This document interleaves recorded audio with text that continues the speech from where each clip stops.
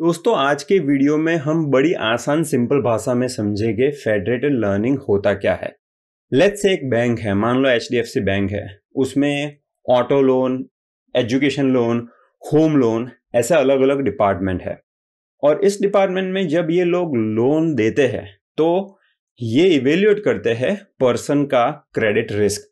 इसका मतलब ये कि भैया इसको पैसा दे रहे हैं, ये वापस करेगा कि नहीं, तो उसको क्रेडिट रिस्क मॉडलिंग कहते हैं। तो जब आप लोन लेने जाओगे तो आपकी इनकम, आपकी एज, आपका प्रोफेशन, बहुत सारे फैक्टर के बेसिस पे ये लोग डिसाइड करते हैं कि इसको लोन देनी चाहिए कि नहीं। इस प्रॉब्लम को बोलते हैं क्रेडिट रिस्क मॉडलिंग। अब ये जो डिपार्टमेंट होते हैं, एक ही बैंक में ये डिपार्टमेंट साइलोज में काम करते हैं। साइलोज मतलब ये लोग अपना डेटा दूसरे डिपार्टमेंट के साथ कई बार शेयर नहीं करते।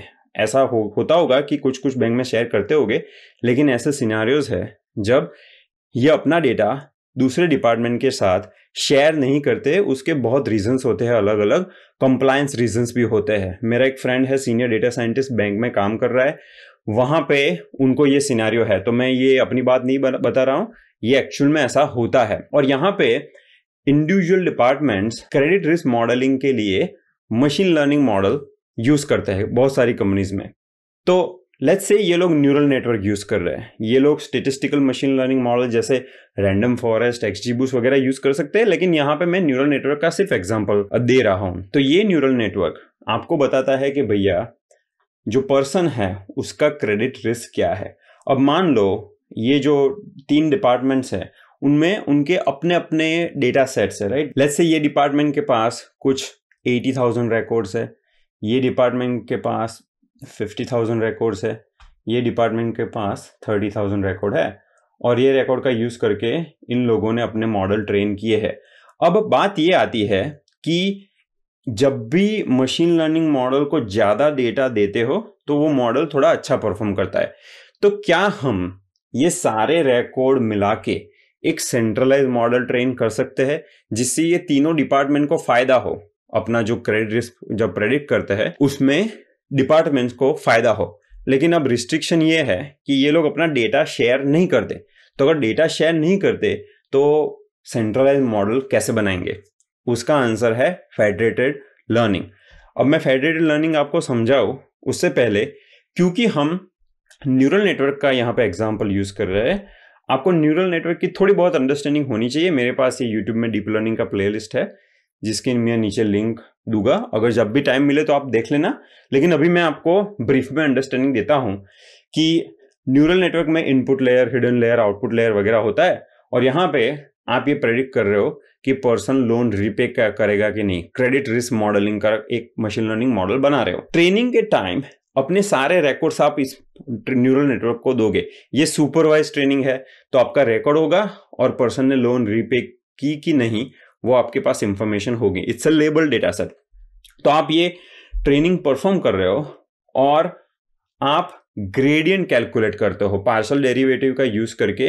ये जो ऑरेंज में दिखाया है ये ग्रेडियंट है। अब ये वेट नहीं है, न्यूरल नेटवर्क में जो एजेस होती है उसके पर वेट होता है, करेक्ट।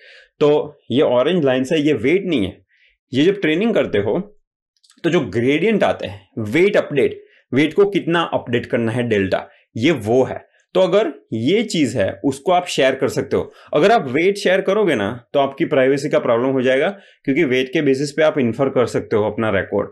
लेकिन अगर आप डेल्टा अगर शेयर करते हो इन अ प्राइवेसी प्रिजर्विंग वे तो आपको प्राइवेसी कंसर्न का इश्यू नहीं रहेगा। सो अब 3 जो मॉडल है इंडिविजुअल आप ट्रेन कर रहे हो, उसके ग्रेडियंट या तो फिर वेट अपडेट्स है वो आप सेंट्रलाइज मॉडल के साथ शेयर करोगे, और वहां पे ये जो वेट की अपडेट आ रही है उसका एवरेज लोगे। लेट्स से ये जो वेट है, लेट्स से ये है 3, यहाँ पे 5 आ रहा है, यहाँ पे 8 आ रहा है, राइट। तो 8 and 3 11 and 11 and 5 is 16, so 16 divide by 3।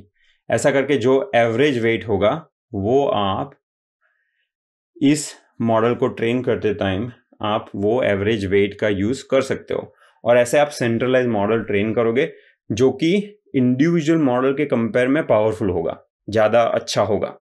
और वो मॉडल को आप ये इंडिविजुअल डिपार्टमेंट्स को दे सकते हो। कल को जाके ये ऑटो लोन है, उस डिपार्टमेंट के पास जैसे 20,000 रिकॉर्ड्स मोर आते हैं, तो ये लोग फिर से ट्रेन करेंगे, फिर से वेट अपडेट डालेंगे, फिर से ये एग्रीगेट करके ये मॉडल फिर से यहाँ पे डिप्लॉय होगा। तो ये आइटरेटिव प्रोसेस है जहाँ पे इंडिविजुअल मॉडल की जो वेट अपडेट्स है वो आप सेंट्रलाइज मॉडल को भेजते हो। सेंट्रलाइज मॉडल पावरफुल होता है क्योंकि उसने ज़्यादा डेटा का यूज करके ट्रेनिंग की है। एक्चुअल डेटा सेट के रिकॉर्ड नहीं मिले लेकिन अपडेट मिली, तो उसके बेसिस पे वो मॉडल पावरफुल होगा और वो पावरफुल मॉडल आप इंडिविजुअल डिपार्टमेंट को दे सकते हो। आपके पास अगर एंड्रॉयड का फोन है तो जब आप टाइप करते हो, जैसे अभी मैं टाइप कर रहा हूं, तो ये नेक्स्ट वर्ड को प्रेडिक्ट करता है, राइट। देखो यहां पे मैंने क्या बोला, कैन वी, करेक्ट। तो जब मैं कैन वी बोलता हूं तो देखो हैव, गेट, ये नेक्स्ट वर्ड को प्रेडिक्ट कर रहा है। और उसके लिए गूगल जो है वो फेडरेटेड लर्निंग का यूज करता है। तो ये जो एक एनिमेशन मैं दिखा रहा हूं, इसमें देखो 3 एंड्रॉयड फोन है, उस पर अलग अलग लोग जब अलग अलग चीजें टाइप करते हैं तो वो डेटा तो उनका प्राइवेट है, they don't want to share that data with anybody else. But जो लोकल मॉडल होता है, ये तीनों मोबाइल फोन पे नेक्स्ट वर्ड प्रेडिक्शन का individual local machine learning model होता है। तो वो मॉडल ट्रेनिंग के टाइम जो उसकी अपडेट है वो सेंट्रलाइज मॉडल पे भेजेगा। तो मैं एनिमेशन से दिखाऊं तो देखो ऑरेंज मॉडल ट्रेन हुआ, बाद में उसकी अपडेट ये ग्रीन है ना सेंट्रलाइज मॉडल में गई, वहां पे येलो मॉडल ट्रेन हुआ और बाद में ये ब्लू अपडेट्स पूरी इंडिविजुअल मॉडल्स को उसने दे दी। तो now this individual models are much more capable. एक गूगल का रिसर्च पेपर है, फेडरेटेड लर्निंग की शुरुआत गूगल ने की थी, तो रिसर्च पेपर की लिंक मैं नीचे दे रहा हूं, अगर आपको टाइम है तो उसका स्टडी करो। तो ये बहुत ही अच्छी टेक्निक्स है, बहुत सारे सिनेरियोज है, मैंने बैंक का सिनेरियो बताया, एंड्रॉयड फोन का सिनेरियो बताया, बहुत सारी डिवाइसेस होती है, edge devices, same issue, they don't want to share their local private data with someone else, but they can share the updates। और उनको क्या बेनिफिट मिलेगा, उनको बहुत ही अच्छा मॉडल मिलेगा जो दूसरी डिवाइसेस पे भी ट्रेन हुआ है और उस मॉडल का परफॉर्मेंस अच्छा होगा। आई होप आपको फेडरेटेड लर्निंग का थोड़ा बहुत आइडिया मिल गया होगा।